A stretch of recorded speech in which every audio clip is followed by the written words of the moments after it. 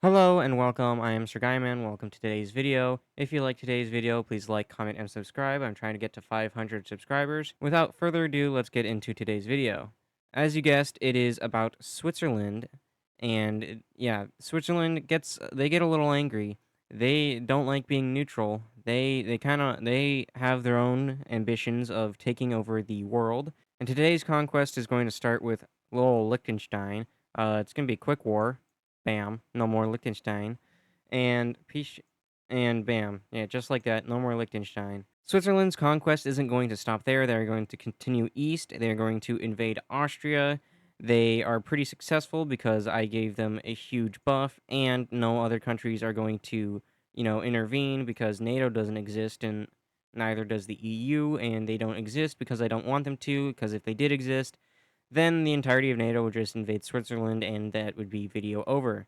So they are not going to do that. And Switzerland is going to continue invading Austria. They are going to basically wipe the country out and no more Austria.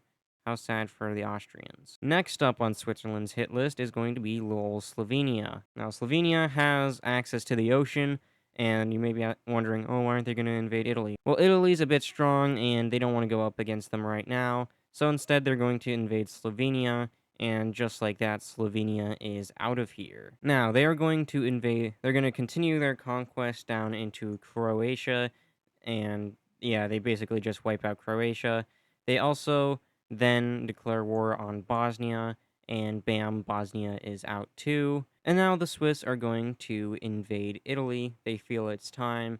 They are pretty sure that they are going to be able to take on Italy, and of course they are. So the Swiss move their troops out down from the mountains and into the Milano area. They also move their troops in or from Slovenia and Austria, and they move towards Venice and pretty quickly take Venice. Venice is no more. They then go down and capture Milan, wherever that is, and then eventually link up with the Mediterranean. They then push further south down into the Italian peninsula. Eventually, they take Milan and they capture these islands with their really, really strong navy. They then move down into the Roman area and eventually they capture Rome. But they're not going to surrender quite yet. The Swiss are going to continue pushing down. They eventually enter the boot of Italy and invade into Sicily. They also go over here and invade Sardinia, and bam, Italy is now Swiss. And now we see Switzerland is kind of big. They control all of Italy, a bunch of the Balkan area, and also Austria.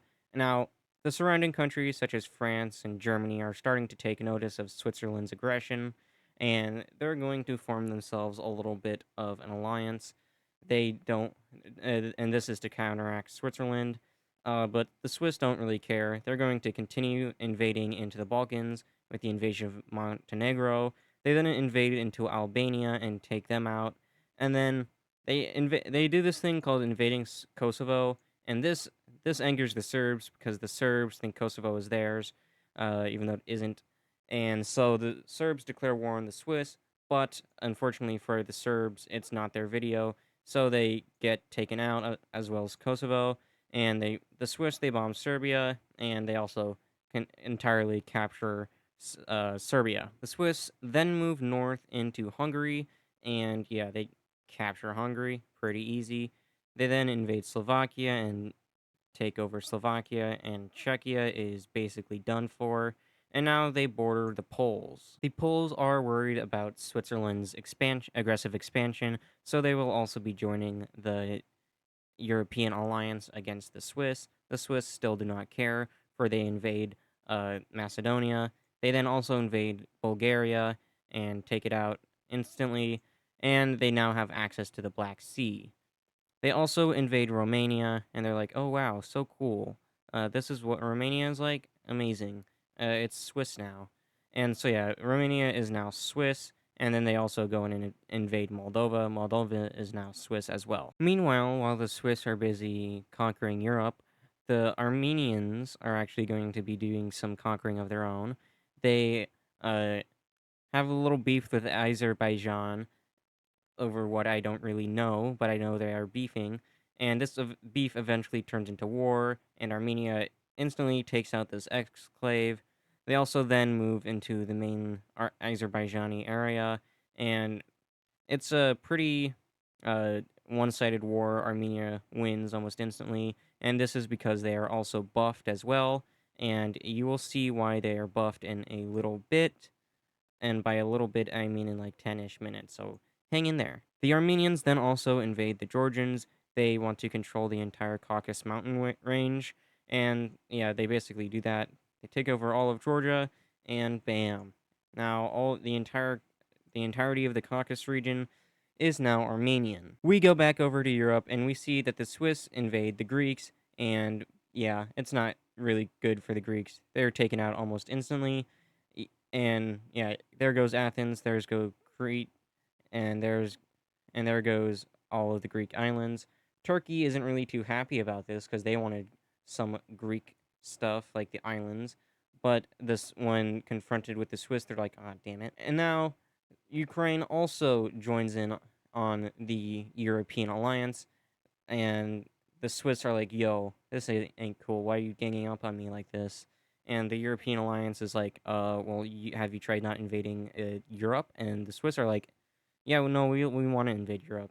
And so the European alliance is like, "Well, then we're gonna form an alliance and attack you." And Switzerland's like, "Okay, try me." And so yeah, now there's a war between the European alliance and the Swiss. And the Swiss start this war off by conquering Corsica and moving into France. They take over Monaco and this southern French region. It's pretty easy for the Swiss. The Swiss also move into southern Germany. They take Munich and a bunch of other southern German cities. I don't know really that many southern German cities. I only know really that there's Munich there. But yeah, the Swiss also then move into Poland and Ukraine. And yeah, it's not good for either of these two countries. It's basically a big bloodbath. Not really cool. The Swiss move into Odessa and capture it. They also then move into the Crimean area and capture Crimea. And at this point, let's just say in this timeline that the Russians did not invade Ukraine. So I guess this diverges in 2014 or whatever. But yeah, the Swiss continue to invade Ukraine. They go to the Dnieper River, and basically they don't really move past the Dnieper because it's a huge ass river. Can't really go back or can't really cross it. But what they do is they take over a bunch of Ukrainian farmland, and it's like wow.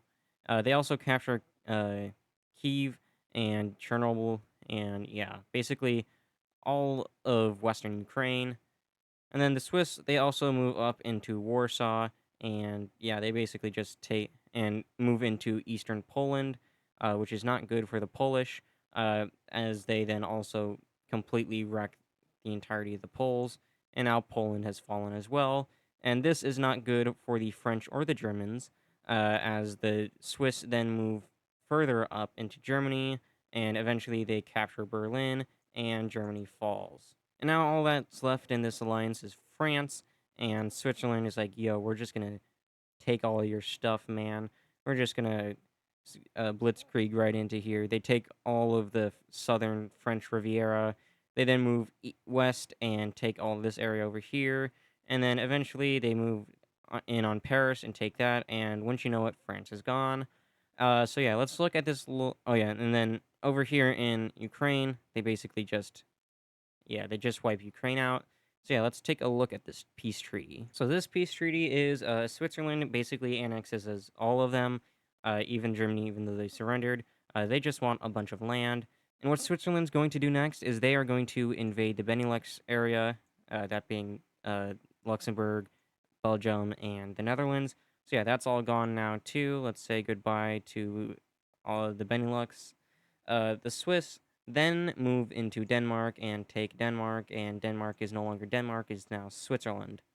So yeah, Switzerland is pretty powerful right now. They control basically all of Europe, except for Iberia, which they then solve by invading Spain and Andorra, and then also Portugal when they get over to them. And yeah, Spain falls, Portugal falls, and now it is all Swiss. So now all of Europe is basically under Switzerland's thumb, except for the Irish, the British, the Nordic areas and the Baltic region, and I guess also the Turks. But yeah, the Polish, they also notice Armenia. They're like, oh, hi, Armenia. It looks like you invaded your neighbors too. We're cool with you. And do you want to make an alliance? And the Armenians are like, yeah, sure. So so the Swiss and the Armenians make an alliance. And what do they do with this alliance? Well, they invade Turkey. And with this invasion of Turkey, they instantly move into the European part of Turkey. They then go ahead and capture Istanbul. They then move down here, down the coast, and basically take all of this. The Armenians over here, they go into here and take over eastern Turkey and kind of like Kurdistan area. And yeah, bam. The the Swiss then move over here and they meet up with the Armenians and they're all like, "Oh, hi guys, how's it going?" And they're like, "Oh, it's going good." That's the end of the Swiss Armenian Turkish War. So let's look at that peace treaty. So this is the peace treaty. The Swiss and Armenians basically split Turkey 50-50. And yeah. So now we go north and see that Switzerland invades Belarus and then also Lithuania, Latvia, and then, of course, Estonia, and take them out. And Russia is a little scared now because a country the size of Europe is on their doorstep, and that makes them uncomfortable. So, what is Russia going to do? Well, they are going to invade, or they are going to surprise attack the Swiss. And this surprise attack happens, of course, in Ukraine. They send all of their forces into Ukraine. This catches the Swiss off guard. They didn't really plan on invading Russia yet. They kind of wanted to take out the rest of Europe. But uh, Russia moved first, and now they are currently taking Ukraine. They move over and capture Crimea, and then they go to the Dnieper River, and bam. They also kind of move into Belarus a little bit, but even though there's a bunch of Swiss troops there, hadn't been ready for a Russian invasion, but the Russians still invade anyways, and they are kind of successful. They kind of push them into Belarus. They also kind of invade a little bit into the Baltics, but not much. And this is the point where the Russians don't win anymore, as the Swiss are now completely, you know, their armies are no longer startled, and now they have a war plan. Their first plan is to take out Kaliningrad. They also tell the Armenians to do something. The Armenians do something, and they move into this southern area of Russia. And yeah, they basically take all of this. And this is because the Russians weren't defending down here. And then the Swiss push back into Ukraine. They retake Crimea. They then proceed to recapture all of Ukraine. And bam, look at that. They then meet up with the Armenians. They're like, hey, the Armenians are like, hey. The Swiss then push back into Belarus and then into the Baltics and completely kick Russia out of their territory and start to move into Russia. They then go ahead and capture St. Petersburg and then move up into Karelia.